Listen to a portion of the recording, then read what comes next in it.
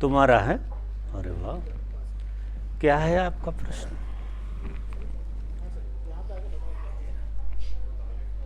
जैसे बाबा ओशो कहते हैं कि किसी जीवित बुद्ध पुरुष अगर कहीं भी मिले तो उधर मौके मिला के जाना, उनके पास रहना, उनके प्रेजेंस में रहना, उनके साथ सत्संग करना, तो वो भी तुम्हारे साधना में बहुत सहयोगी होगा। तो ओशो के जुड़ने के बाद जब आपका वीडियो मैंने देखा तो ऐसा लगा था गुरु तो मिल गया। फिर बार बार ऐसा था कि ओशो आपकी तरफ जाने को भेज रहे थे, तो वो इसका क्या मतलब? नहीं, ये तो इसका कुछ नहीं है। अगर तुम सदगुरु के बहुत गहरे प्रेम में होते हो, चाहे तुम्हें वो मिला हो चाहे न मिला हो, तो सदगुरु व्यक्ति की तरह नहीं होता, वो समष्टि की तरह होता है और बहुत एंगल से तुम्हें सही जगह पर पहुंचा देता है। ये उसका काम।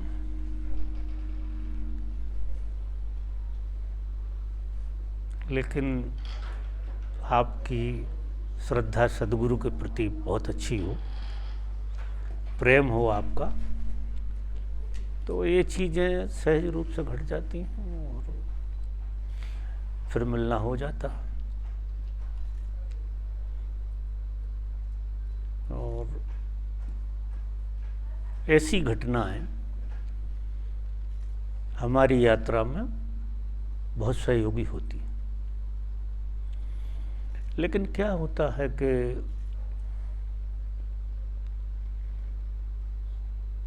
ये यात्रा कुछ ऐसी है,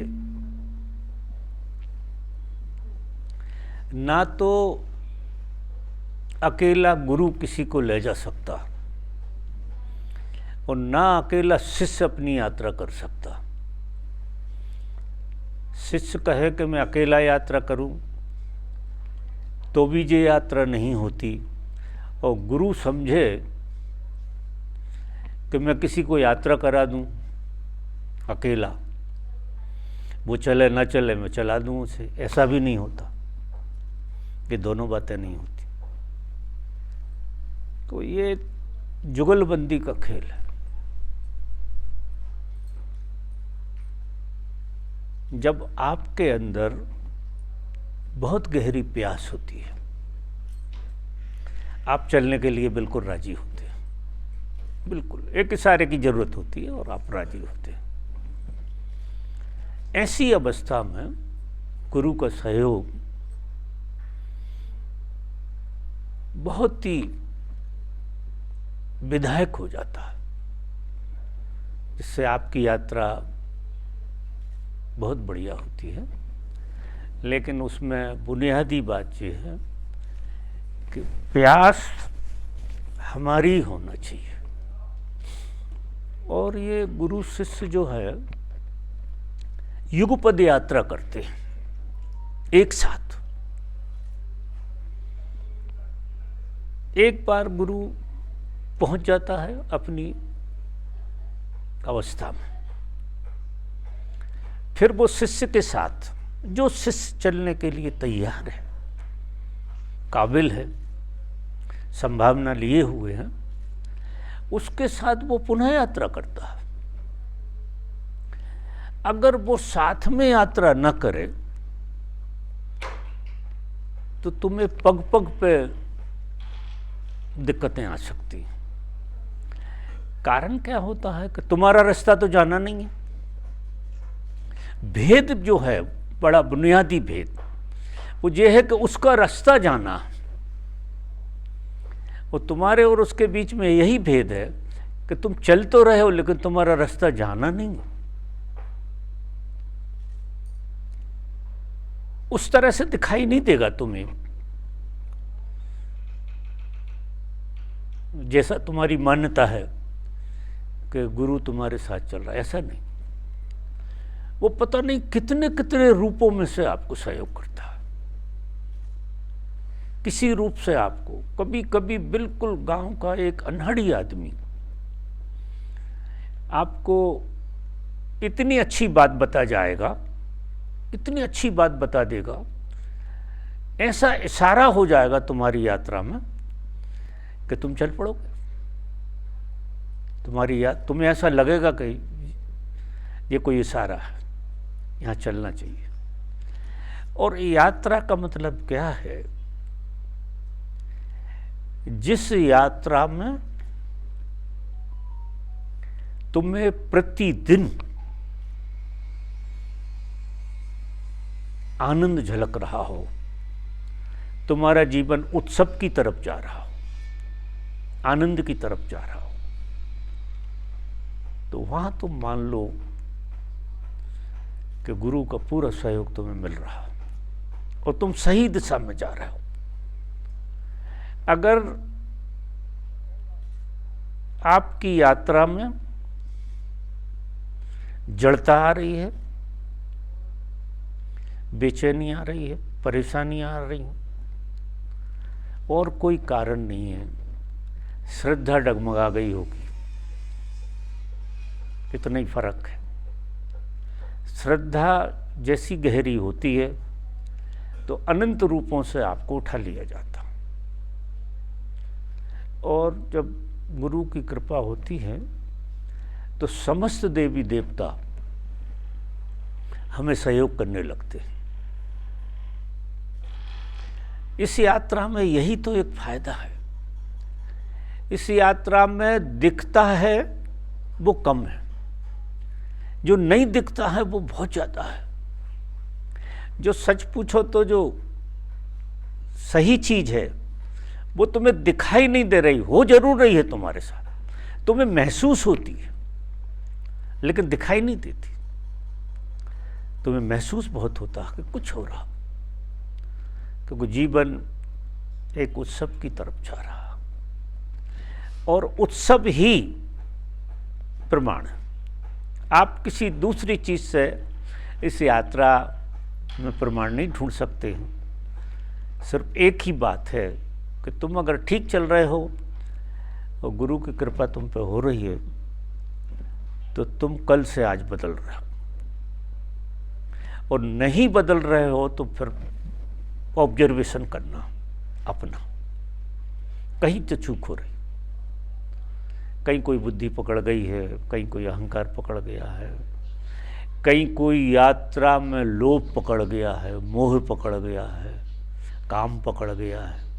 क्योंकि इस यात्रा में बहुत सारी बाधाएं हैं, आजमाने के लिए बाधाएं तो होती हैं।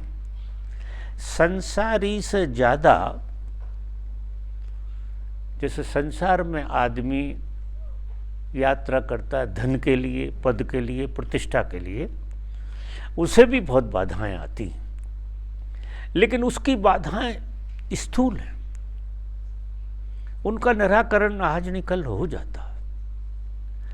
धर्म की यात्रा में जो बाधाएं हैं वो सूक्ष्म हैं, वो तुम्हें बाधाएं जैसी नहीं लग रही, वो ऐसा लग रहा है कि तुम्हें इनसे कुछ मिलेगा।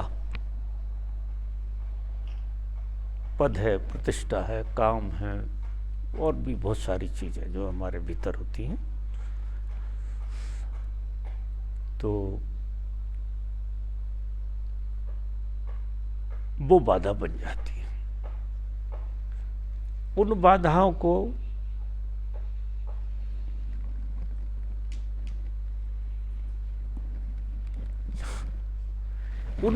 को गुरु की कृपा से ही दूर किया जा सकता है। उसमें अपन ने कुछ करना नहीं है। जब बाधा आ गई तो उसको गौर से देखो, बहुत गौर से देखो कि मैं तो किसी और यात्रा में चला था और ये कौन सी यात्रा शुरू हो गई मेरी, इतनी समझ से देखो, और फिर गुरु के प्रेम में अनुग्रह से भरो तो वो बाधा कट जाती है। ये यात्रा जन्मों चलती है बाधाओं के कारण। जन्मों। ऐसा नहीं है कि लोगों को पहली बार गुरु का दर्शन हुआ। हम सब लोग जिस यात्रा में जा रहे हैं, कई जन्मों में कई गुरु मिले। हम 4 कदम चले, 6 कदम चले, फिर किसी बाधा में फंस गए, 10 कदम चले, फिर किसी बाधा में फंस गए। ऐसे हमने बहुत जन्म गंवाए। मनुष्य जो है का जो जन्म है, जिस वजह से हुआ है, उसे इसी जन्म में अपनी यात्रा पूरी करने के लिए हुआ है। ऐसा कोई भी मनुष्य, कोई पात्र अपात्र की बात नहीं है, ऐसा कोई भी मनुष्य नहीं है जो इस जन्म में अपनी मंजिल ना पाले। तो वो जन्म ही इसलिए हुआ, जन्म दूसरी वजह से नहीं हुआ है, इसी वजह से हुआ है कि हम इस जन्म में अपनी मंजिल पाले। क्यों लोग तृप्त नहीं होते जीवन से? सब कुछ मिल जाता है लेकिन तृप्ति नहीं आती, क्योंकि वो मंजिल आई नहीं, और जिसे मंजिल समझी थी वो मिल भी गई, मिलने के बाद वो झूठी हो गई। जब तक संसार में मंजिल नहीं मिलती है तब तक ऐसा लगता है कि मिल जाएगी तो तृप्ति होगी, कि मंजिल आ गई। और जब मिल जाती है तो वो झूठी हो जाती, ऐसा लगता कुछ हुआ ही तो नहीं, बस क्षण भर की बात थी, आई हो गई। फिर हम खड़े रह जाते हैं, फिर हम वो उल्टे सीधे खेल शुरू कर लेते हैं और उस मंजिल को बहुत सुधारने की कोशिश करते हैं, लेकिन वो कभी सुधरती नहीं। लाख कोशिश करो, क्योंकि वो पहली ऐसी है कि हल होने वाली नहीं, तो कहाँ से सुधरेगी। और असली मंजिल तो यही है, तुम तुम्हारे स्वभाव में आ जाओ, यही असली बात है। इतनी सरल है कि इससे सरल कोई बात नहीं है, और इतनी कठिन है कि इससे कठिन कोई बात नहीं। अगर गलत दिशा में देख रहे हो तो बहुत कठिन, अगर सही दिशा में देख रहे हो तो एक पल की, कबीर कहते हैं कि एक पल की तलाश में,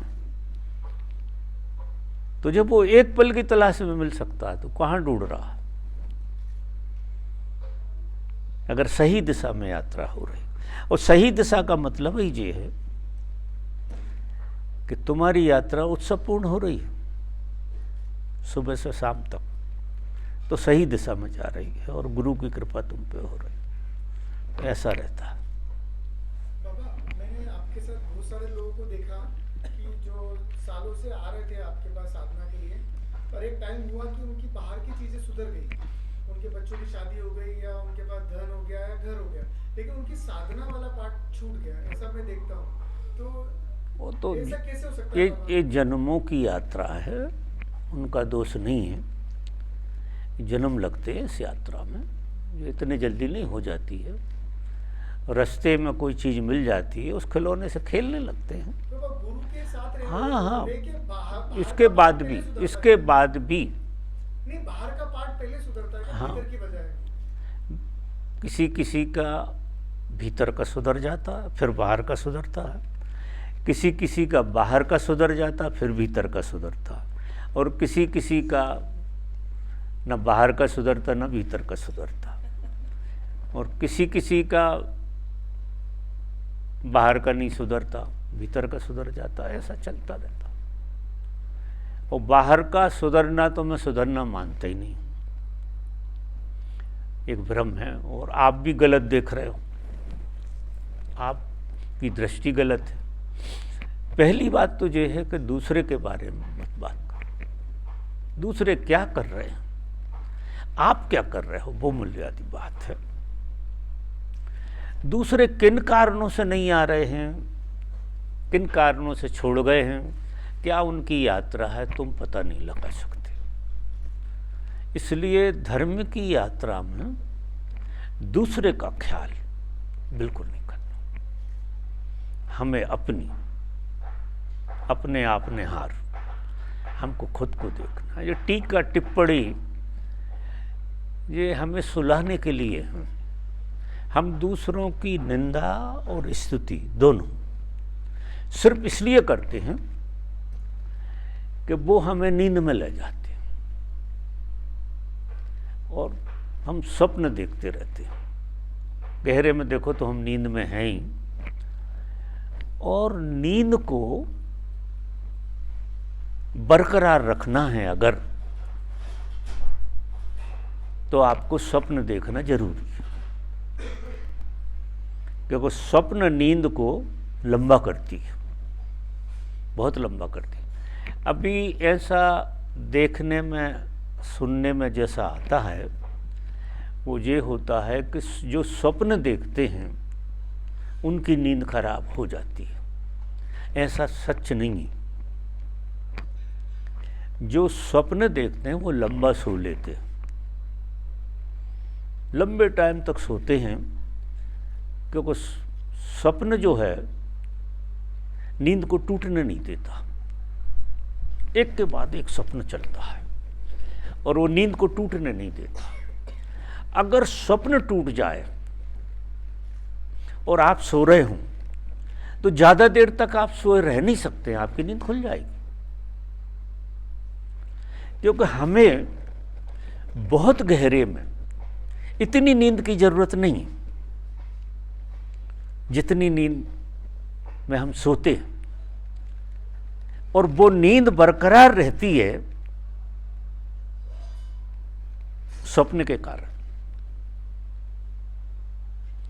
स्वप्न देखना है तो फिर लंबी नींद में ही देखा जा सकता है।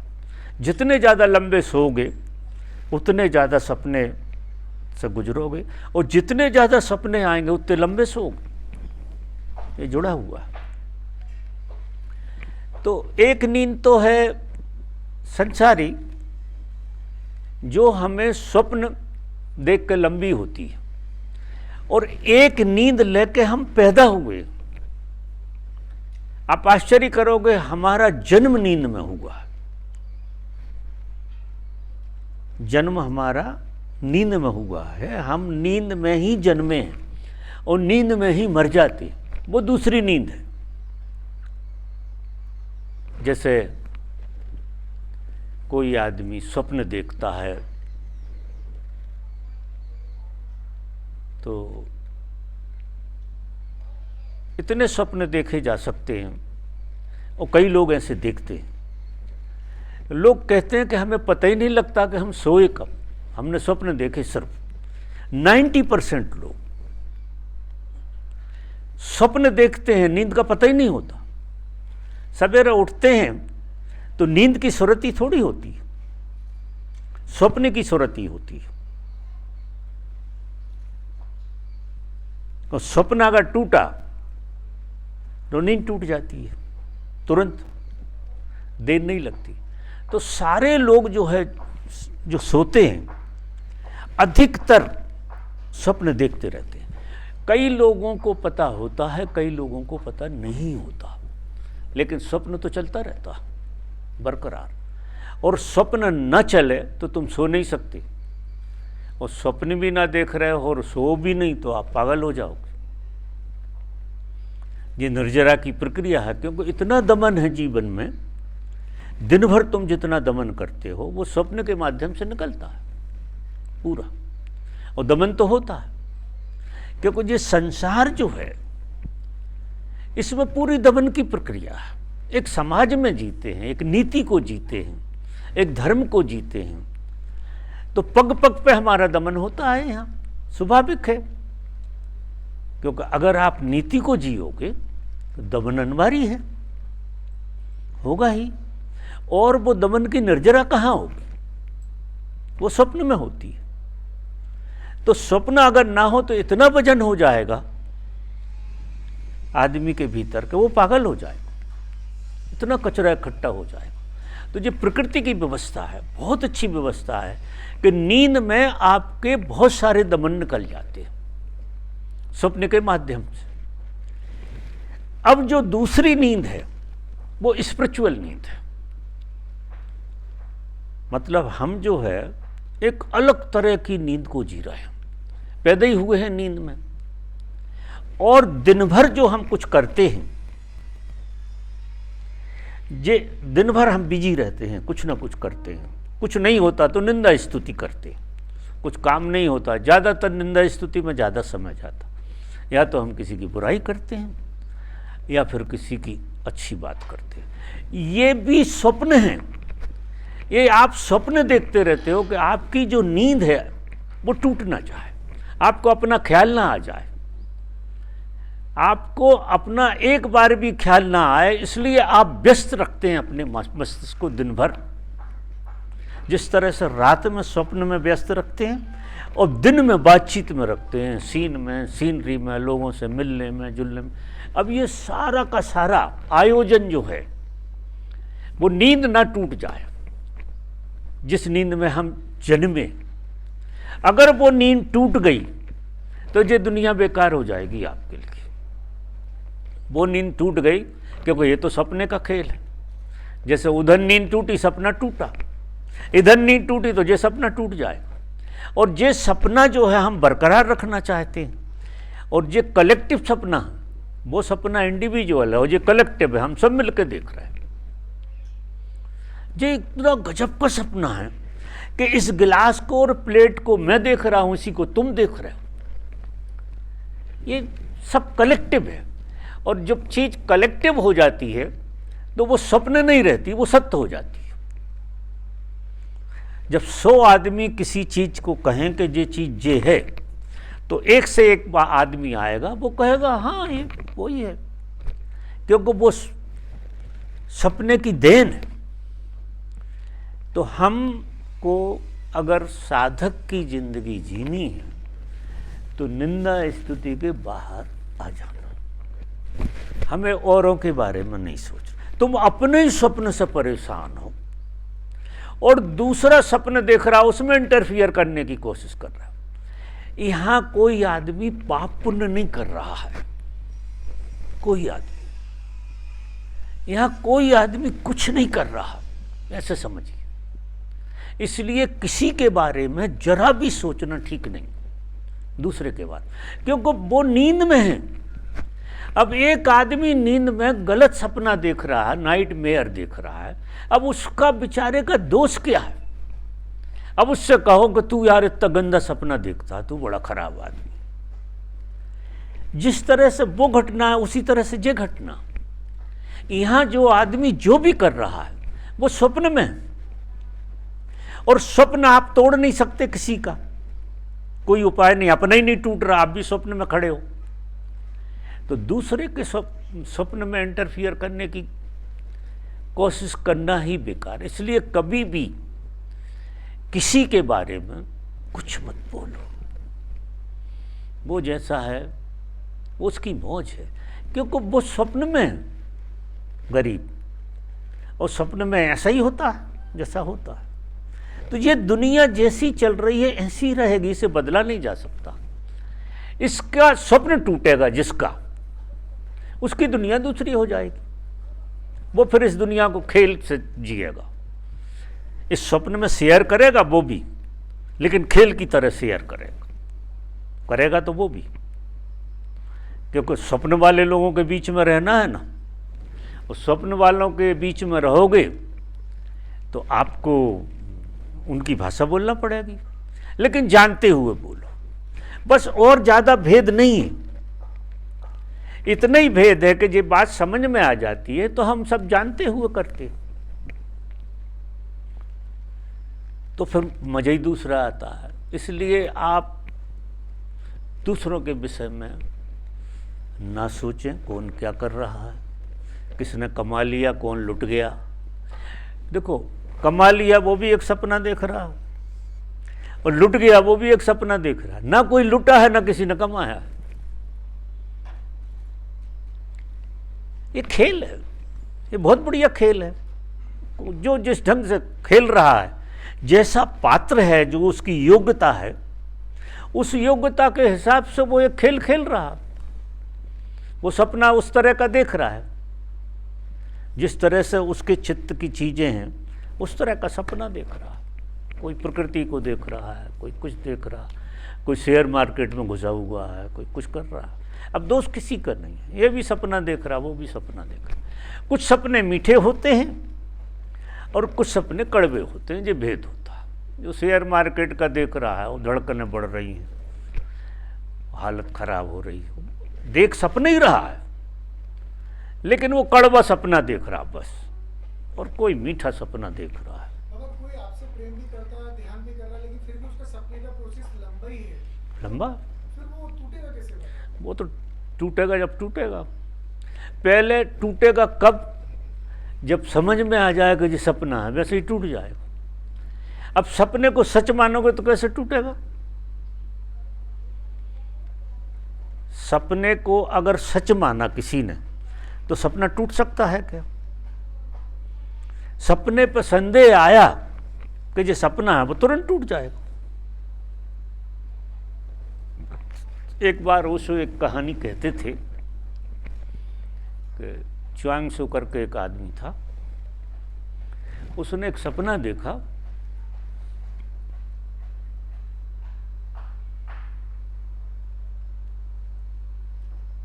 और सपने में वो तितली हो गया। सपना ऐसा देखा उसने कि वो तितली हो गया। अब जाग के जब वो बैठा तो बड़ा उदास हो गया, और वो हमेशा प्रसन्न रहने वाला आदमी, और उस दिन बड़ा उदास हो गया। सब लोगों ने कहा क्या हुआ? कि अब मैं एक निर्णय पर नहीं पहुंच पा रहा हूं कि तितली भी तो स्वप्न देख सकती है कि मैं च्वांग से हो गई, तो मैं च्वांग से हूं या तितली हूं? अब ये संदिग्ध हो गया कि अगर मैं सपने में च्वांग से हो सकता हूं तो तितली सपने में कैसे नहीं हो सकती है? सपने में मैं तितली हो सकता हूं तो तितली च्वांग से कैसे नहीं हो सकती? उसे गजब का झटका लग गया। और जब इस तरह का प्रश्न पैदा होता है ना किसी के चित्त में कि जो तुम मान रहे हो वो तुम नहीं हो, जो तुम मान रहे हो वो स्वप्न का, वो तुम हो नहीं, और जो तुम हो उसका तुम्हें पता नहीं। अब आपकी हालत क्या हो जाएगी? जो तुम मान रहे हो वो तुम हो नहीं, और जो तुम हो उसका पता नहीं, तो आपकी क्या हालत होगी? आपका स्वप्न टूटेगा। आप किसी सच्चाई पर जाना चाहेंगे, या तो तितली हूं या च्वांग से हूं, किसी सच्चाई पर जाना पड़ेगा ना, कि नहीं जाना पड़ेगा। और जब आप सच्चाई पे चले जाएंगे तो नींद टूट जाएगी, और ना तुम च्वांग से थे ना तितली थे, तुम दो ही नहीं थे, तुम कोई और ही थे, दोनों ही सपने की बातें थी। इसलिए मेरा तो लोगों से निवेदन यही रहता है कि दूसरे की निंदा स्तुति करना ही नहीं, बिल्कुल नहीं, क्योंकि वो कर कुछ नहीं रहा, सपने देख रहा। अब तुम सपने का रोल कर सकते हो उनके साथ, बस, इससे ज़्यादा नहीं।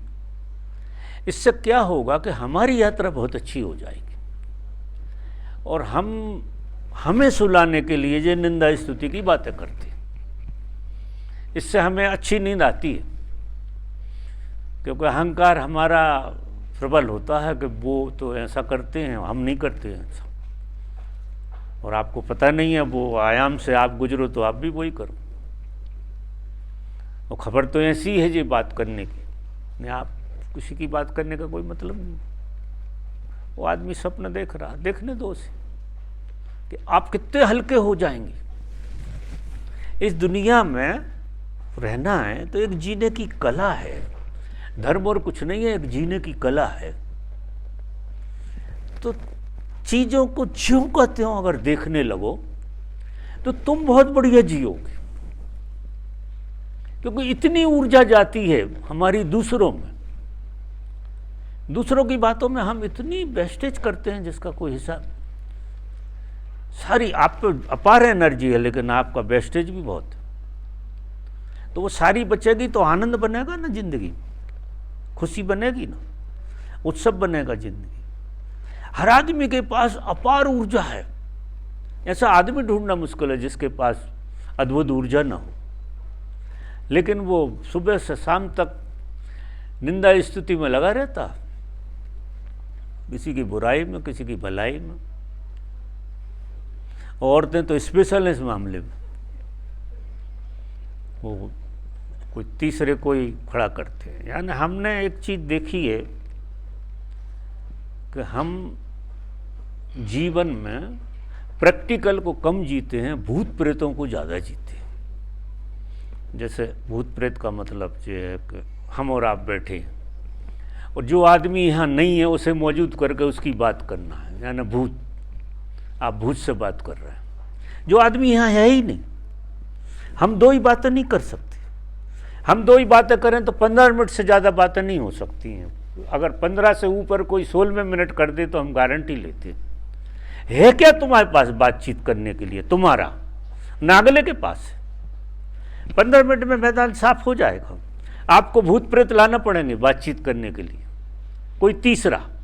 और कोई तीसरे का मतलब भूत, जो है ही नहीं, जिसे तुमने पैदा किया, तुम्हारे मन ने पैदा किया, वो भूत है हमारी भाषा। और उससे बात करके परिणाम क्या निकलने वाले? जो है ही नहीं। अरे बात करो, एक दूसरे से कर लो यार, बहुत बढ़िया है, मज़ेदार रहेगी बात। लेकिन 10 मिनट 15 मिनट के बाद टेंटे हो जाती सब। कहाँ से लाओगे? है क्या तुम्हारे पास बात करने के लिए? कुछ भी नहीं है, छोटा मोटा है, ख़त्म हो जाता है। और किसी को ले लेके करो तो 4 घंटे करते रहो। भूत खड़े करो नए नए, तो वो ऐसा था, वो वैसा था, फिर उसका ऐसा था, फिर अगला भी कहेगा हाँ ऐसा ही था। अब कितनी फालतू की बातें हो। तो हम करते हैं भूत प्रेतों से व्यवहार, आदमी आदमी से व्यवहार ही नहीं करता। अब ऐसी दुनिया में आनंद कहाँ होगा? आता है आनंद, एक दूसरे से बातचीत करें तो आनंद आता है। प्रेम मोहब्बत की बात करें, वो प्रेम मोहब्बत ज़्यादा देर झेल थोड़ी सकते हैं लोग, भूत प्रेत को लाना पड़ता। इतनी औकात कहाँ है कि वो झेल लें? तो किसी तीसरे को खड़ा करेंगे और उसकी बात करेंगे।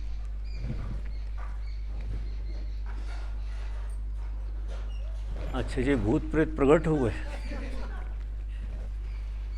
आ गए तुम लोग? यहाँ आके कुछ देख के आए या ऐसे ही आ गए? तो अभी थकान होगी तुम्हारी, जरा पीछे जाके देख लो, थकान उतर जाएगी। उधर जाओ, वो बना हुआ है ना, उधर एक नज़र देख के आओ, तो थकान उतर जाएगी। इधर से चले जाओ।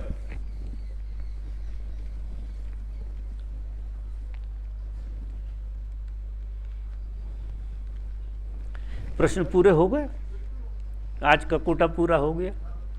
इतना ही पचा पाओगे।